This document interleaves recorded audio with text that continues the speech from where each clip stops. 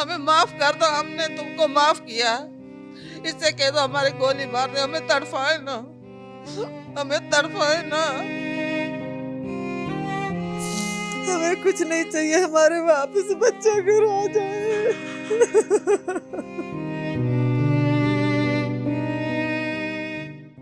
अस्सलाम वालेकुम नाजरीन, क्राइम स्टोरीज के साथ मैं हूं जहांगीर खान। नाजरीन, धन दौलत, रोशन मुस्तकबिल और पुरअसाइश जिंदगी के लिए अगर आप यूरोप जाना चाहते हैं और जाना भी गैर कानूनी तरीके से है तो रुकिए।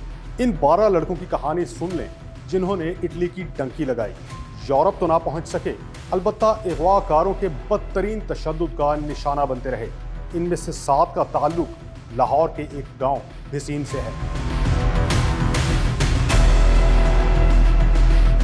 हुआ कुछ यूं के लाहौर के गांव भिसीन का एक रिहायशी आमिर 11 साल बाद बैरून मुल्क से वापस आया। नया घर तामीर किया, गाड़ी खरीदी और धूमधाम से शादी की। गांव के लोग ठाट बाट देखकर दंग रह गए। जो एजेंट है वो भी इधर ही का था, इधर ही बचपन से ही उसने इधर ही गुजारा अपना। बाद में वो अब से 10 साल पहले इधर से चला गया, 3 माह पहले वो इधर वापस आया। आके उसने शादी वगैरह करवाई अपनी और गाड़ियाँ वगैरह, अपने मकान वगैरह बनाए। उसने एक माइंड सेट किया बच्चों का।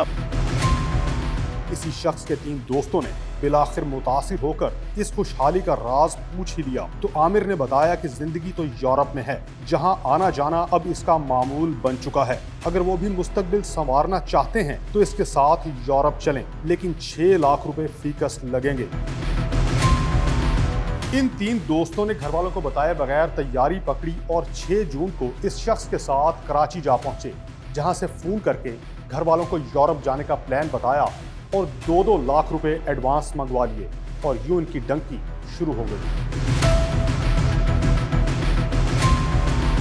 मेरा बेटा 5 तारीख को गया था यहाँ से। जब यहाँ से चला गया तो कराची से जाके बात की थी तो कह रहा मैं ऐसे जा रहा हूँ आमिर भोबले के साथ डंकी लगा के। उनसे पूछा क्यों खैरियत है, किधर जा रहे हो? तो उन्होंने कहा हम तुर्की जा रहे हैं इसके साथ। उन्होंने काफ़ी मना किया लेकिन वो बज़िद थे इस बात पर, नहीं हम जा रहे हैं। कराची में जाके उसने बात की, हमें नहीं पता था कब गया घर से। उसने कहा था 8 लाख रुपए चाहिए मुझे, मैं डंकी लगा कर जा रहा हूँ। हमने कहा था बच्चा वापस आ जाओ, वो नहीं आया। ये बात बताइए अमीर हो जाएंगे, उसने भी केरी डब्बा लिया, मकान बनाए हैं, शादी की है, सब कुछ बनाया है, हम भी ऐसे ही हो जाएंगे। इसी आबादी में उसका घर है, वो साथ ही उसका घर है। तो हमने भी कहा चलें ठीक है, कोई मसला नहीं, आप चले जाएं। फिर हमने कही बेटा कोई बात नहीं है, चला गया। भाई से फ़ोन किया है मुझे पैसे भेज दो, हम तुर्की जा रहे हैं। 11 जून को इन नौजवानों की बलूचिस्तान और ईरान के सरहदी इलाकों में शॉपिंग करने की वीडियोस सामने आने लगी, जिनमें ये बहुत खुश दिखाई दिए। फिर तीसरा फ़ोन किया, हमने डंकी लगा लिए, बॉर्डर तुर्की की बॉर्डर क्लोज कर लिए, तो आप हमें 10-11 लाख रुपए भेज दो। फिर उन्होंने भेज दिया। बच्चों से रब्ता नहीं करवाया हमारा, हमें वीडियो बना के सेंड की है कि बच्चे हम जो तुर्की पहुँच गए हैं तो आप इनको जो बाकी पेमेंट है वो आप सेंड कर दें। तो उधर से उसने 6 लाख में डन थी तो उसने 10 लाख 12 लाख रुपए डिमांड कर दी। मैंने अपनी बहू का जेवर बेचा है, अपने भाई से लिए हैं। तो बेटी की एक मेरी बेटी है घर में, उसकी शादी करनी थी तो कुछ ऐसे रखे थे, कुछ वो दिए, मामलात बना के पूरा 11 लाख रुपए दे दिए हैं। किसी ने कोई जानवर वगैरह सेल किए हैं, किसी ने कोई जेवर वगैरह सेल करके उसकी पेमेंट पूरी करके उसे दे दी। 10.5 लाख रुपये उन्हें दिया है। 50,000 रुपये कहते हैं उसका गुर्दों का दर्द हो रहा है, उस समय को मेडिसिन लेके खिलानी है इधर से उसे। 50,000 रुपये और भेज दो। लेकिन अचानक हालात बदले। 15 जून को जो वीडियो सामने आई दिल दहला देने के लिए काफी थी। जंजीरों में जकड़े ये नौजवान नामालूम अफराद के बदतरीन तशद्दुद का निशाना बनते दिखाई दिए। किसी को जमीन में गाड़ा गया और किसी पर डंडे बरसाने के मनाजिर ने पूरे गांव को खौफ में मुब्तला कर दिया। अगले दिन हमें वीडियो आती है जो बच्चों को छोड़ के भाग गया उधर से। तो बच्चों का हमें ना किसी के नंबर से कॉल आती है हमारे साथ फ्रॉड हो गया। तो 7 बच्चों में से 3 बच्चे जो वो अभी तक लापता हैं, उनकी सिर्फ हमें जो वकास है विकी, उसके नंबर से हमें व्हाट्सएप पे वो जो वीडियो वगैरह ये चल रही हैं तशद्दुद की, उसी के नंबर से वो आ रही थी हमें। ज़राए के मुताबिक ईरान के कबायली ग्रुप्स ने इन नौजवानों को अगवा किया और $6,000 फीकस तावान का मुतालबा कर दिया। अब पाकिस्तान से ले जाने वाला एजेंट आमिर भी इन ग्रुप्स के साथ मुलव्विस है या नहीं, इसकी तस्दीक नहीं हो सकी। अलबत्ता मुतासरा नौजवानों के घर वाले 11-11 लाख तावान अदा कर चुके हैं, लेकिन इन गैंग्स के मजीद रकम के मुतालबात अपनी जगह बरकरार हैं। उसी नंबर से हमें $6000 फ़ी बच्चे का डिमांड हो रही थी। उसके बाद अब 5-6 दिन हो गए, हम कोई राब्ता नहीं है बच्चों से, हमारा कोई पता नहीं है कहाँ पे हैं कहाँ पे नहीं है।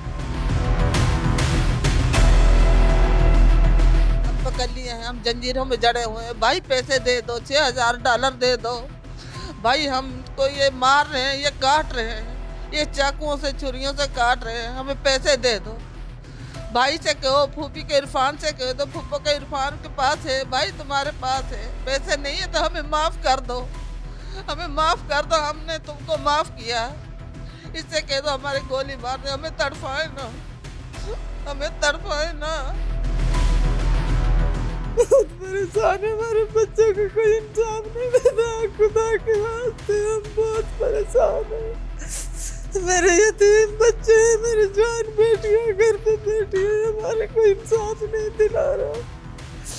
हमें कुछ नहीं चाहिए, हमारे वापस बच्चा घर आ जाए। मामला सोशल मेन स्ट्रीम मीडिया पर आया तो वफाकी तहकीकाती इदारे ने कार्रवाइयों का आगाज किया।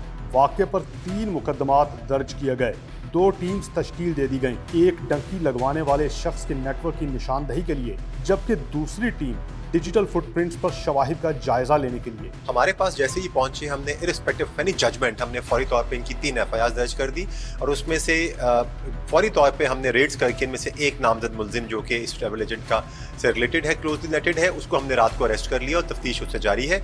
इसके अलावा बहुत सारे यहाँ पे अकाउंट्स जो यूज़ हुए, जो टेलीफोन नंबर यूज़ हुए, उन पर भी तफ्तीश की जा रही है। ईरान में FIA के लिंक ऑफिस ने 2 नौजवानों को बाजियाब करवाने का दावा किया है, जिन्हें सिफारत खाने मुंतकिल किया जा चुका है। जो ईरान में हमारा एक ऑफिस है, लेज़ॉन ऑफिस है, वहाँ के ऑफिसर ईरानी हुकाम के साथ वो राब्ते में हैं और वहाँ से भी चीज़ें की जा रही हैं। FIA ज़राए के मुताबिक मजमूई तौर पर अगवा होने वालों की तादाद 12 है। दीगर अफराद के वर्सा की जानिब से ताहाल कोई दरख्वास्त FIA को मौसूल हुई, ना ही इस हवाले से किसी ने मदद की अपील की है।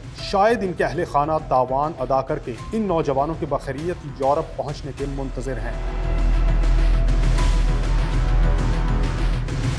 खतरों से भरपूर इस सफ़र की ये कोई पहली दास्तान नहीं है। इससे कबल भी ऐसे कई वाक़यात रिपोर्ट हो चुके हैं, लेकिन डंकी माफिया के ख़ास तौर पर वस्ती पंजाब में पंजे इस कदर मजबूत हैं कि नौजवान नस्ल को इनके झांसे से छुड़वाना इंतहाई मुश्किल हो चुका है। इसके साथ ही मुझे दीजिए इजाज़त।